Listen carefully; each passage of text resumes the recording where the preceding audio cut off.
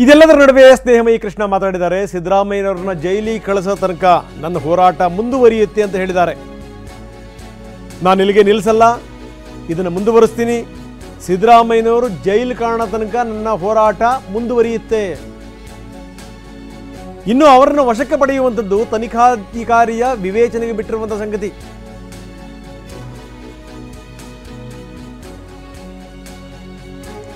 CM ಸೇರಿದಂತೆ ಆರೋಪಿಗಳನ್ನು ಕರೆಸಿ ಸ್ಪಷ್ಟೀಕರಣ ಪಡೆಯಬೇಕು. ನನ್ನನ್ನು ಏನಾದರೂ ವಿಚಾರಣೆ ಕರೆದ್ರೆ ನಾನು ಕೂಡ ಹೋಗ್ತೀನಿ ಅಂತ ಹೇಳಿದ್ದಾರೆ ಸ್ನೇಹಮಯಿ ಕೃಷ್ಣ. ಬನ್ನಿ, ನಮ್ಮ ಪ್ರತಿನಿಧಿ ರಾಮ್ ಅವ್ರ ಜೊತೆ ಮಾತಾಡಿದ್ದಾರೆ. ಏನು ಹೇಳಿದ್ರು ನೋಡೋಣ. ಸಿಎಂ ಸಿದ್ದರಾಮಯ್ಯ ವಿರುದ್ಧ ಮೈಸೂರು ಲೋಕಾಯುಕ್ತದಲ್ಲಿ ಎಫ್ಐಆರ್ ದಾಖಲಾಗಿದೆ. ಇದು ಮೊದಲ ಹಂತದ ಹೋರಾಟದ ಜಯ ಅಂತೇಳಿ ಈಗಾಗಲೇ ದೂರುದಾರ ಸ್ನೇಹಮಯಿ ಕೃಷ್ಣ ಹೇಳಿದ್ದಾರೆ. ಹಾಗಿದ್ರೆ ಅವರ ಮುಂದಿನ ಹೋರಾಟ ಏನು, ಲೋಕಾಯುಕ್ತರು ಯಾವ ರೀತಿ ಅಂತ ತನಿಖೆಯನ್ನ ಮಾಡಬೇಕು, ಎಲ್ಲದರ ಬಗ್ಗೆ ಮಾತಾಡಲಿಕ್ಕೆ ಖುದ್ದು ದೂರುದಾರ ಸ್ನೇಹಮಯಿ ಕೃಷ್ಣ ನಮ್ಮ ಜೊತೆಗಿದ್ದಾರೆ. ಒಂದು ಕಡೆ ಸಿದ್ದರಾಮಯ್ಯ ವಿರುದ್ಧ ಎಫ್ಐಆರ್ ದಾಖಲಾಗಿದೆ, ಮೊದಲ ಹಂತದ ಜಯ ಅಂತ ಹೇಳಿದ್ರಿ. ತಮ್ಮ ಮುಂದಿನ ಹೋರಾಟದ ನಡೆ ಹೇಗೆ ಸರ್? ಈಗ ತನಿಖೆಯಲ್ಲಿ ಯಾವ ದಾಖಲೆಯನ್ನು ಸಂಗ್ರಹಿಸಬೇಕು, ಯಾವ್ಯಾವ ಸಾಕ್ಷ್ಯಗಳನ್ನು ವಿಚಾರಣೆ ಒಳಪಡಿಸಬೇಕು, ಅವರಿಂದ ಯಾವ ಮಾಹಿತಿ ಮತ್ತು ದಾಖಲೆಗಳನ್ನು ಪಡ್ಕೊಳ್ಬೇಕು ಅನ್ನೋದ್ರ ಬಗ್ಗೆ ನಾನು ಇವತ್ತೊಂದಲ್ಲ, ನಾನು ಯಾವುದೇ ಪ್ರಕರಣ ದಾಖಲೆ ಮಾಡಿದ್ರು ಕೂಡ ತನಿಖಾಧಿಕಾರಿಗೆ ನನ್ನದೇ ಒಂದು ರೀತಿ ಮನವಿ ಪತ್ರ ಕೊಡ್ತೀನಿ ದಾಖಲಾತಾದಮೇಲೆ. ಈ ಪ್ರಕರಣದಲ್ಲಿ ಯಾಕೆಂತಂದರೆ ತನಿಖಾಧಿಕಾರಿಗೆ ಅವ್ರದ್ದೇ ಆದರೆ ಕೆಲವೊಂದು ವಿಚಾರಗಳು ಗೊತ್ತಿರುತ್ತೆ, ಕೆಲವು ಗೊತ್ತಿರಲ್ಲ. ಹಾಗಾಗಿ ಪ್ರಕರಣಕ್ಕೆ ಸಂಬಂಧಪಟ್ಟಾಗಿ ಯಾವ್ಯಾವ ಸಾಕ್ಷ್ಯಗಳನ್ನು ಸಂಗ್ರಹ ಮಾಡಬೇಕು ಅನ್ನೋದ್ರ ಬಗ್ಗೆ ನಾನೇ ಒಂದು ಮನವಿ ಪತ್ರ ಕೊಟ್ಟು ಯಾವ ದಾಖಲೆಗಳೆಲ್ಲ ಮಾಡಿ ಅವ್ರನ್ನ ಯಾವ ರೀತಿ ವಿಚಾರಣೆಗೊಳಪಡಿಸ್ಬೇಕು ಅನ್ನೋದು ನಾನು ಮನವಿ ಪತ್ರ ಕೊಡ್ತಾ ಹೋಗ್ತೀನಿ. ಅದೇ ರೀತಿ ಈ ಪ್ರಕರಣದಲ್ಲೂ ಕೂಡ ಈಗ ಪ್ರಕರಣ ದಾಖಲಾಗಿದೆ. ನಾವು ಮಾನ್ಯ ನ್ಯಾಯಾಲಯದಲ್ಲಿ ಅರ್ಜಿಯಲ್ಲಿ ಸಾಕಷ್ಟು ವಿಷಯಗಳು ತಿಳಿಸಿದ್ರು ಕೂಡ ಅದಕ್ಕೆ ಪೂರಕವಾಗಿ ಯಾವ್ಯಾವ ದಾಖಲೆಗಳನ್ನು ಸಂಗ್ರಹ ಮಾಡಬೇಕು ಅನ್ನೋದು, ಮತ್ತು ಯಾರನ್ನು ವಿಚಾರಣೆಗೊಳಪಡಿಸ್ಬೇಕು, ಮತ್ತು ಈಗ ಎಲ್ರಿಗೂ ಅನುಮಾನ ಬಂದಿರೋ ಪ್ರಕಾರ ಏನು ಸಚಿವ ಬೈರತಿ ಸುರೇಶ್ ಆದರೆ ಮೂಡದಲ್ಲಿರ್ತಕ್ಕಂಥ ಕೆಲವು ಕಡತಗಳನ್ನು ಹೆಲಿಕಾಪ್ಟರ್ ತೊಗೊಂಡೋಗಿದ್ದಾರೆ ಹಾಗೆ ಅಂತ ಆರೋಪ ಇದೆ.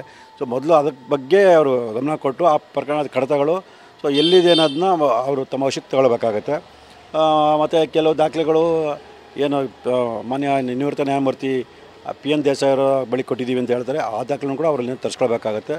ಅವೆಲ್ಲ ತರಿಸ್ಕೊಂಡು ಮೊದಲು ದಾಖಲಾತಿಗಳನ್ನ ಸಂಗ್ರಹ ಮಾಡಬೇಕಾಗತ್ತೆ. ಸೊ ದಾಖಲಾತಿ ಸಂಗ್ರಹ ಮಾಡಿದ ನಂತರ ಅವ್ರಿಗೆ ಏನಾದರೂ ಅವಶ್ಯಕತೆ ನನ್ನನ್ನು ಅರ್ಜಿದಾರ ನನ್ನ ಕರೆದು ವಿಚಾರಣೆ ಮಾಡಿ, ತದನಂತರದಲ್ಲಿ ಆರೋಪಗಳನ್ನ ಕರೆದು ಅವ್ರನ್ನ ಕೂಡ ವಿಚಾರಣೆಗೊಳಪಡಿಸಿ ಅದಕ್ಕೆ ಪೂರಕವಾದ ಸ್ಪಷ್ಟೀಕರಣ ಅಥವಾ ಅವ್ರ ಹತ್ರ ಅದ್ರ ಬಗ್ಗೆ ಏನು ದಾಖಲಾತಿ ಇದೆ ಸೊ ಅದನ್ನೆಲ್ಲ ಪಡ್ಕೊಂಡು ತನಿಖೆ ನಡೆಸಬೇಕಾಗುತ್ತೆ. ದೂರುದಾರರಾಗಿ ತಮ್ಮ ಬಳಿ ದಾಖಲೆಗಳನ್ನು ಸಂಗ್ರಹಿಸುವಂಥದ್ದು ಅಥವಾ ತಮಗೆ ನೋಟಿಸ್ ನೀಡುವಂಥ ಕೆಲಸ ಆಗ್ತದೆ ಸರ್? ನಾನು ಈಗಾಗಲೇ ಎಲ್ಲ ದಾಖಲಾತಿಗಳನ್ನು ಕೊಟ್ಟಿದ್ದೀನಿ. ಆ ದಾಖಲಾತಿಗಳ ಮೂಲ ಪ್ರತಿ ಅಥವಾ ದೃಢೀಕೃತ ಪ್ರತಿಗಳನ್ನ ಅವರು ಮೈಸೂರು ನಗರಾಭಿವೃದ್ಧಿ ಪ್ರಾಧಿಕಾರದಿಂದ ಮತ್ತು ನಗರಾಭಿವೃದ್ಧಿ ಇಲಾಖೆಯಿಂದ ಪಡ್ಕೊಳ್ಬೇಕಾಗಿದೆ. ಅವ್ರಿಗೇನು ಅವಶ್ಯಕತೆ ಇತ್ತು ನನ್ನ ದಾಖಲಾತಿ ಕೊಡೋಕ್ಕೆ ನಾನು ಸಿದ್ಧವಾಗಿದ್ದೀನಿ.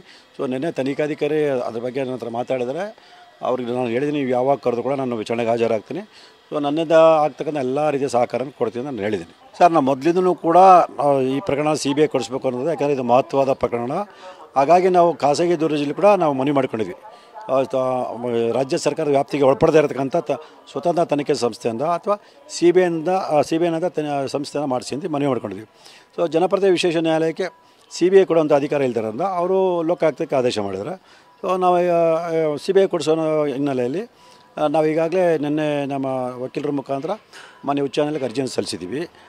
ಮಾನ್ಯ ನ್ಯಾಯಾಲಯಕ್ಕೆ ಎಲ್ಲ ರೀತಿ ಮನವರಿಕೆ ಮಾಡಿಕೊಟ್ಟು ಈ ಪ್ರಕರಣ CBI ಕೊಡಿಸೋದಕ್ಕೆ ಎಲ್ಲ ಪ್ರಯತ್ನ ನಾವು ಮಾಡ್ತೀವಿ. ಸ್ನೇಹಮಯಿ ಕೃಷ್ಣ ಅವರ ಹೋರಾಟ ಈ ಪ್ರಕರಣದಲ್ಲಿ ಎಲ್ಲಿಯವರೆಗೆ? ಖಂಡಿತವಾಗ್ಲೂ ಸರ್, ಕೊನೆಯವರೆಗೂ ನಮ್ಮ ಉದ್ದೇಶ ಈ ಸಿದ್ದರಾಮಯ್ಯ ಅವ್ರ ಕುಟುಂಬ ಜೈಲಿಗೆ ಕಳಿಸೋದು ಅಷ್ಟೇ ಅಲ್ಲ.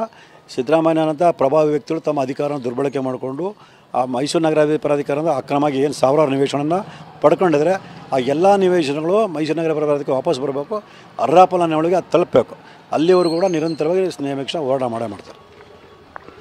ಇದು ದೂರುದಾರ ಸ್ನೇಹಮಯಿ ಕೃಷ್ಣ ಅವರ ಮಾತು. ನನ್ನ ಹೋರಾಟ ನಿರಂತರ. ಇದು ಕೇವಲ CM ಸಿದ್ದರಾಮಯ್ಯ ಅವರ ಕುಟುಂಬದ ಏನು ಆರೋಪ ಇದೆ ಇದನ್ನು ಸಾಬೀತು ಮಾಡೋದಲ್ಲ, ಮುಡಾದಲ್ಲಿ ಆಗಿರುವಂಥ ಸಾವಿರಾರು ಕೋಟಿಯ ಅವ್ಯವಹಾರ ಅದರ ಹಿಂದಿರುವಂಥವರಿಗೆ ಶಿಕ್ಷೆ ಕೊಡಿಸುವುದೇ ನನ್ನ ಹೋರಾಟ ಆಗಿದೆ. ಅಲ್ಲಿಯವರೆಗೂ ನಾನು ಹೋರಾಟವನ್ನು ಮಾಡ್ತೇನೆ ಅನ್ನೋ ಮಾತನ್ನು ಸ್ಪಷ್ಟಪಡಿಸಿದ್ದಾರೆ. ಕ್ಯಾಮ್ರಾ ಪರ್ಸನ್ ಪ್ರಮೋದ್ ಜೊತೆ ರಾಮ್, TV9 ಮೈಸೂರು.